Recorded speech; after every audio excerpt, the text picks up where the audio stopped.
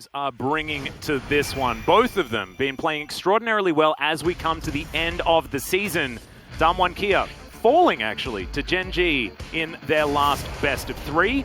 But I think that was a long way in the past. Let's have a look at them now as we see they've been pretty good at winning when it comes to best of 5s. 4th finals in a row. You know, you include the Kesper Cup in this, the 2020 Summer Finals, as well as Worlds. This is a team that is very on fire right now, and this is a team that's looking to build that dynasty that SK Telecom T1 holds right now in terms of Korean success as #1, and they are getting closer and closer with every single finals they get. Look at some of the stats here, and the first thing you'll notice is they do very well while ahead. Yeah, and let's have a look at Gen G's side. Their playoff best of 5 record still suffering. However, that match against T1 might give the fans hope.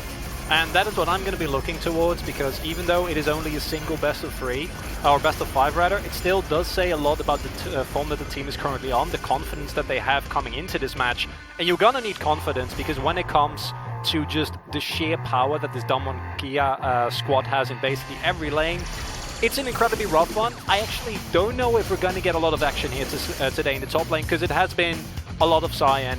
Yeah. Although Rascal does find solo kills even with Cho'Gath, so everything is possible. Yep, if we do get round 1 Rascal back again, it will be a pretty difficult story, potentially, for Damwon, but we'll just have to see whether that is going to happen. Of course, Khan and Rascal were teammates back in the day, and now able to take each other out. I can't believe this is the first time they're meeting in a final, as, of course, solo kills definitely up there for good old Rascal, but this is the matchup that I think is going to be on most people's minds. This is going to be the really tough one, right? When you take a look at Canyon here in terms of his stats, like, he ends up farming way better than Clid in the jungle. He's had a way better track record. I mean, this is the World's Finals MVP. This is regular season MVP here for the 2021 Spring Split. He showed a massive champion pool even when he didn't need to.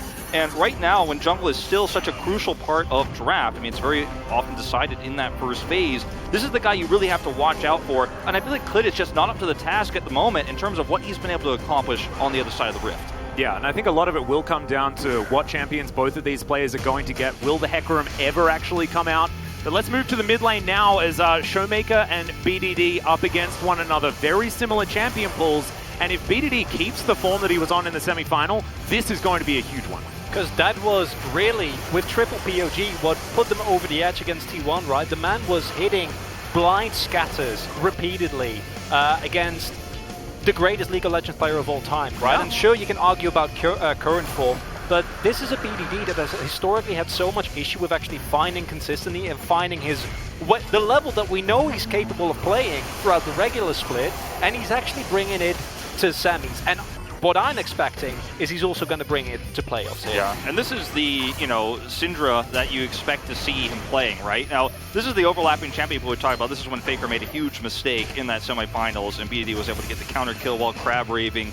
But the Syndra priority was very high for BDD. He's only played 5 champions this season. I think he's actually the lowest champion pool across all playoff players in this season. So, excited to see how that overlaps. But taking a look at the bot duo here, this is where, Chronicler, you actually feel like Gen G has a pretty big edge, and it's a pretty big reason why you think they might actually take this series. Because I think that one of the strongest parts of Damwon Kia, and you can look at this for the 2020 World Victory as well, is how insane Beryl is at roaming around the map and enabling the rest of his team, right? And I think that if you get a good matchup, which Gen G has been super diligent about securing in draft for Ruler and Life, they can keep the Damwon Kia bot lane on the back foot. Even with something like Ghost Senna, which by all metrics is just insane in terms of how comfortable he is on the champion and to what extent it frees up Beryl to pick stuff, to move around, it's still a matchup where I feel like if you focus enough attention there and you can get a Kalista, you can get a Jinx, something that Ruler is really, really confident on, you can find an angle there. Yeah, you can see he's got quite a wide pool that he plays actually down here in the bot lane with this Kalista. Life, definitely someone to watch out for in terms of his champion pool. Very difficult to draft against this duo if you're looking for duo priority on the bot side. Yeah, the thing that's difficult is that you look at Kalista as being a permaban against Ruler, as well as now his Jinx that has really come to the forefront. So certainly something to look out for, and I think the draft is going to become all that more important